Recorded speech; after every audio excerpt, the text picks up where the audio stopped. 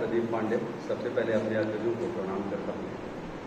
और आज हम लोग बहुत ही खास बिंदु पर विचार करने के लिए यहाँ उपस्थित, अति महत्वपूर्ण, क्योंकि हम लोगों को दो तरफ से दो बिंदुओं पर विचार करना होगा। एक तरफ तो हम सामाजिक बिंदु पर विचार करें, सामाजिक समरसता कैसे स्थापित करें, सामाजिक भेदभाव को कैसे दूर करें, और दूसरा राजनीतिक बिंदु। दोनों को एक साथ लेके हम नहीं चल सकते, दोनों को अलग अलग रूप में देखना होगा।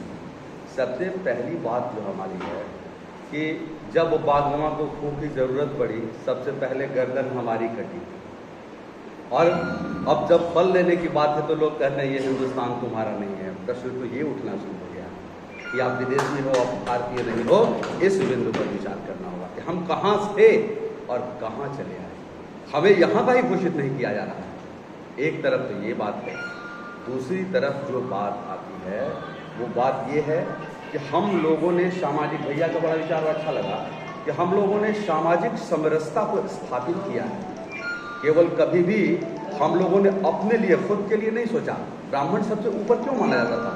जो खुद के लिए सोचे वो संकीर्णता में चला जाता है, अपने लिए सोचे वो संकीर्णता में चला जाता है। ये जो उक्ति आती है सर्वे भवन्तु सुखिनः सर्वे सन्तु निरामया की, ये हमारे वेदों से उपजी हुई उक्ति है। और ये उक्ति किसी ब्राह्मण ने नहीं दिया है कि दुनिया के सारे लोग सुखी होंगे तो हम भी साथ साथ सुखी होंगे। और आज अंतर्राष्ट्रीय स्तर पर ग्लोबलाइजेशन की बात चल रही है और सारे लोग, पूरा विश्व ही अभी गाँव हो गया है, सब लोग एक दूसरे के विषय में जान रहे हैं, समझ रहे हैं। इसकी कल्पना पुरातन में हमारे मनुष्यों ने, ऋषियों ने कर दी, और उस पर आप हमको विचार करना होगा। एक तरफ जैसे हमारा परिवार छोटा सा समूह है, तो सबसे पहले हम चाहते हैं कि मेरा बेटा, मेरा भाई, मेरा पत्नी, मेरी पत्नी, या जो लोग हैं वो आगे बढ़े, उनके विकास के लिए हम सोचते हैं। थोड़ा बड़ा दायरा जब होता है तब हम ये सोचना शुरू करते हैं कि हमारे समाज के लोग मीन्स हमारी बिरादरी जिस जात में हैं वो लोग आगे बढ़े। और उससे जब हमारा दायरा बड़ा होता है तो आज की परिकल्पना में हम सोचना शुरू करते हैं कि सनातनी लोग आगे बढ़ें और सनातन संस्कृति को जो मानने वाले लोग हैं उनके साथ हम कहीं ना कहीं खड़े रहें, क्योंकि सनातन है तो हम हैं और हम हैं तो सनातन है, एक दूसरे के हम पूरक हैं। पूरी दुनिया ये जानती है कि जब तक एक भी ब्राह्मण है हिंदुस्तान में, सनातन संस्कृति को समाप्त नहीं किया जा सकता है। और जब तक आपको मानने वाले लोग रहेंगे, सनातन संस्कृति समाप्त नहीं होने वाली है। इसलिए सबसे पहले हमें से अपने विषय में तो सोचना ही है, खुद को सुदृढ़ बनाना है। जब आप शक्तिशाली होंगे तब लोग आपकी बात सुनेंगे। कमजोर आदमी की बात कोई नहीं सुनता है, चाहे वो आर्थिक रूप से सशक्त हो, आप बौद्धिक रूप से सशक्त हों या अन्य विधियों से आप सशक्त हों। तो सबसे पहले हमें अपने समाज को सशक्त बनाना है। वो समाज जो समाज के निर्माण में हम भूमिका निभाता रहा है शुरू से, खुद के लिए नहीं सोच के, पूरे समाज के निर्माण में वो अहम भूमिका निभा रहा है। तो उस तरह से अपने आप को बनाना होगा। हम लोग आज आए हैं, सामाजिक समरसता की बात एक तरफ हो रही है, दूसरी तरफ ये बात है कि हम राजनीतिक रूप से सुदृढ़ कैसे हों। हम लोग हमेशा बात करते हैं और बात करते करते ये समझ जाते हैं कि सिर्फ ब्राह्मण ही किसी सीट पे जिता देगा और हरा देगा। राजनीतिक रूप से आप कभी सफल नहीं हो पाएंगे। सबसे पहली बात है कि हमें खुद एकजुट होना होगा, एकमत होना होगा, और उसके साथ साथ अपने इर्द गिर्द रहने वाले लोगों के साथ मिलकर रहना होगा। उनको अपने विचारों से अवगत कराना होगा कि हम तुम्हारे शोषक नहीं हैं, हम तुम्हारा शोषण करने वाले नहीं हैं, हम तुम्हारे लिए सर्वस्व अर्पित करने वाले हैं। और भैया का बड़ा उदाहरण हमको अच्छा लगा कि लोग हमेशा अभी जिसको समाजवादी नेता बनना होता है वो ब्राह्मणवाद को गाली देना शुरू करते हैं और वो समाजवादी नेता बन जाते हैं, जबकि वो समझ ही नहीं पाते हैं कि वास्तव में समाजवाद का जनक ब्राह्मणवाद ही है। ब्राह्मण ने ही समाजवाद की संकल्पना को पृथ्वी पर लाया, क्योंकि यदि हम समाजवादी नहीं होते तो चाहे वो किसी भी वर्ग के लोग हों, किसी भी जाति, किसी भी समूह के लोग हों, उन सभी लोगों के लिए एक तरफ तो रोजगार की व्यवस्था की यदि सबसे आप ऊपर थे तो कि कैसे फूल बेचने वाले को भी रोजगार मिल जाए और कैसे तेल फेरने वाले को भी रोजगार मिल जाए, कैसे जो अग्नि अंतिम संस्कार के समय जो अग्नि दे रहा है उसको भी, उसके भी रोजगार की व्यवस्था हमने की। और कभी न कभी किसी खास अवसरों पे सभी लोगों को विशेष महत्व देके उन्हें समाज में ऊंचाई पर स्थापित करने का जो हमारी संकल्पना थी, वो संकल्पना बहुत ही उच्च कोटि की संकल्पना थी। और मैं ये भी कहूँ कि हमारे हिंदुस्तान में जाति की व्यवस्था पहले नहीं थी, वर्ण की व्यवस्था थी। और चतुष्ट वर्ण में आपको यदि सर्वश्रेष्ठ माना जाता था तो यह भी कल्पना थी कि एक वर्ण से लोग दूसरे वर्ण में प्रवेश कर सकते हैं। लेकिन सामाजिक स्थितियां बदली, हम 800 साल तक मुसलमानों के गुलाम और अंग्रेजों के गुलाम रहे 200 वर्षों तक। तो इस तरह से हमारी संस्कृतियों को धूमिल करने का प्रयास किया गया और उसमें हमें इतने भागों में बांटा गया। आप किसी भी वेद में, किसी भी पुराण में ये नहीं बता सकते हैं कि ये जाति इससे ऊंचा ये, इससे बड़ा वो, इससे छोटा वो, इससे छोटा वो। ऐसा कहाँ लिखा हुआ है, किस वेद में, किस पुराण में लिखा हुआ है, ये हमें बताया जाए? नहीं लिखा हुआ है। ये जब विलियम बेंटिक आया हमारे देश में और अंग्रेजों की जब व्यवस्था बनी तो उन लोगों ने 2000 जातियां बना दी तोड़ने के लिए। तोड़ो और शासन करो, क्योंकि जब तक ये टूटेंगे नहीं, अलग अलग नहीं होंगे, तब तक हम लोगों का शासन सुरक्षित नहीं चलेगा। और उन लोगों ने बनाया कि कलवार से नीचे फलाना, फलाना से नीचे फलाना, और ऐसे करते करते 2000 जातियों में विभक्त कर दिया। यानी सनातन की संस्कृति को तोड़ने का जो अंतर्राष्ट्रीय प्रयास चल रहा है, उस प्रयास के हम हिस्सा बन रहे हैं। और हम बौद्धिक और मानसिक रूप से सोच नहीं रहे हैं कि हमें क्या करना है। हमें खुद आत्मरक्षा, क्योंकि आप बौद्धिक रूप से ऊपर हैं तो खुद भी आपकी रक्षा करनी है और साथ साथ समाज की रक्षा भी आपको करनी है बौद्धिक रूप से। यदि विश्व का कोई व्यक्ति, कोई अन्य धर्मशास्त्र का व्यक्ति आपके धर्म पे प्रहार कर रहा है बौद्धिक रूप से, तो बौद्धिक रूप से उसका जवाब कैसे दिया जाए, इसके लिए अग्रसर होना होगा। चाहे वो फेसबुक हो, चाहे ऐसे बोलने की बात हो। फेसबुक का भी बहुत महत्व है। अभी किसी भी बात को हम लोग फेसबुक पे और व्हाट्सएप पे करते हैं तो वो ज़्यादा युवाओं तक जाता है और ज़्यादा सही तरीके से वहाँ तक पहुँच पाता है। तो ये सारी बातें वहाँ तक पहुँचाने की कोशिश करिए और हमारा युवा प्रोटेस्ट करे उस पर जहाँ ज़रूरत है। हम सामाजिक समरसता की बात करते हैं। एक तरफ तो ये है कि हम एकजुट हो और दूसरी तरफ ये कि हम सबको साथ लेके चलने का प्रयास करें। अग्रगण्य की भूमिका तभी मिलेगी और तभी हमें स्थान मिलेगा। और ये कहें कि कब ऐसा सोचा था हमने, मौसम भी चल जाएगा, सावन भादों की रुत होगी, घर मेरा जल जाएगा।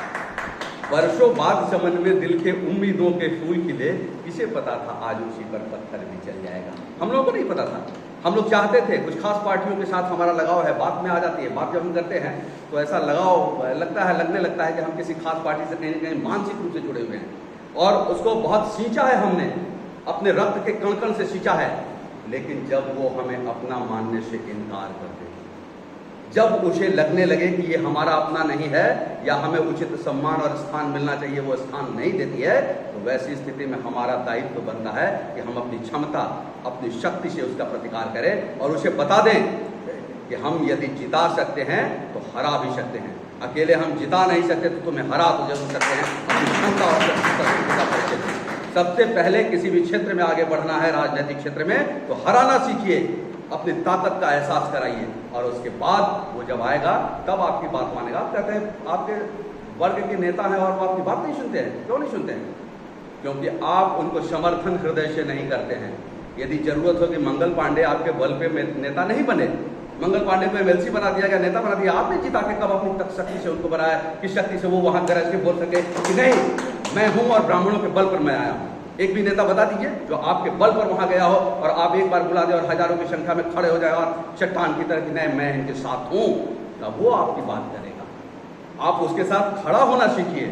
मैं तो समझता हूं अन्य वर्गों से हमें सीखने की जरूरत है।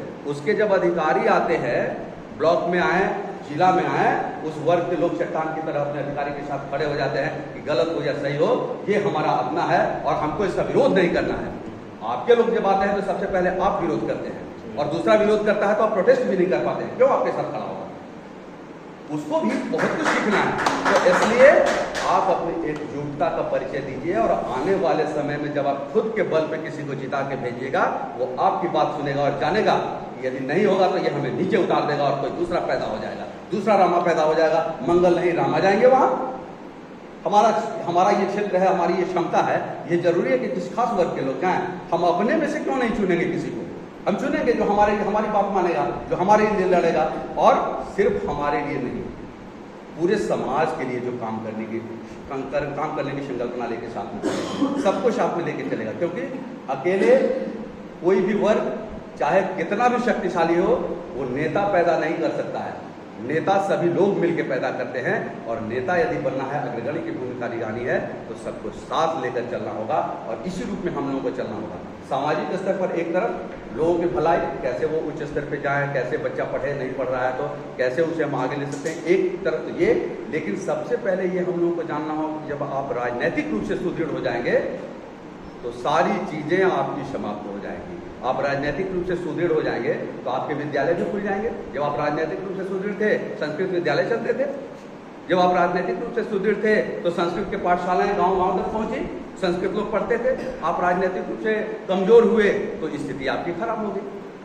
दूसरी तरफ किसी भाषा को एक वर्ग विशेष तक बांध के रखा गया, उस भाषा को जैसे कहते हैं ना कि कोई भी भाषा जब परिष्कृत हो जाती है, यानी उसकी शुद्धता पे अशुद्धता पे बहुत ज़्यादा ध्यान दिया जाता है, तो समाज से तिरस्कृत हो जाती है। अब संस्कृत की शुद्धता पर इतना ज़्यादा ध्यान दिया जाने लगा कि वो लोग बोलचाल की भाषा रही ही नहीं, और शुद्धता के चलते वो क्या हुआ कि वो समाज से बहिष्कृत हो गई।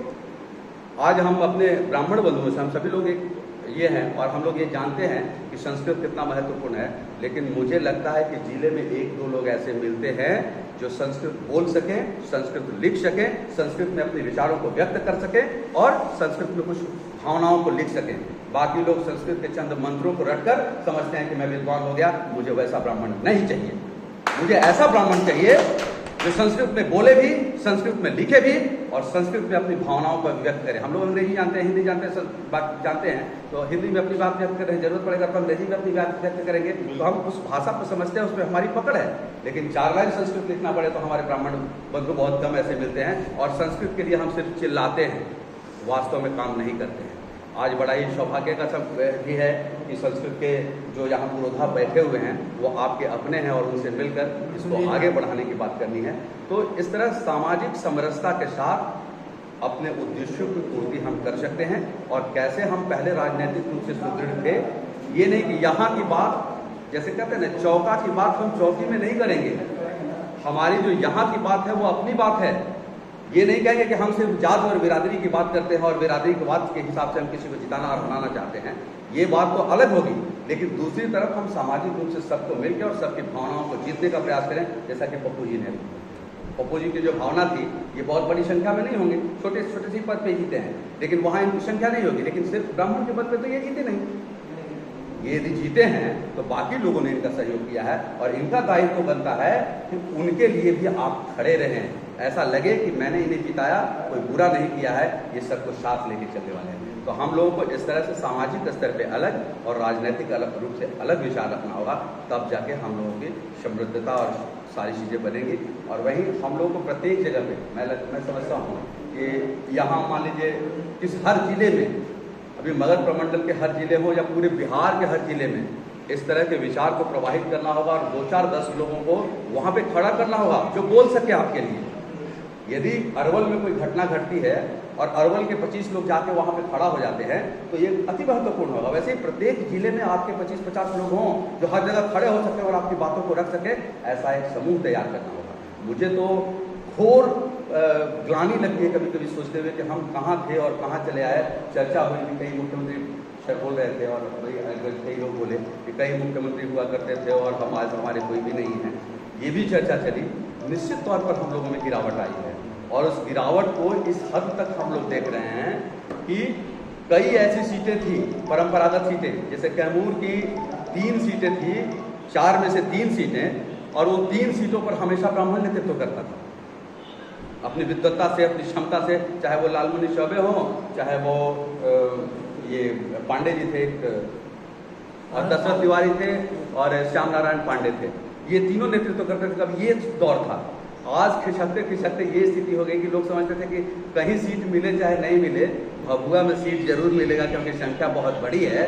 लेकिन स्थिति ये हो गई कि आपको वहां से भी कान पकड़ के हटा दिया गया, यानी कि ये मनसा बहुत दूर की है।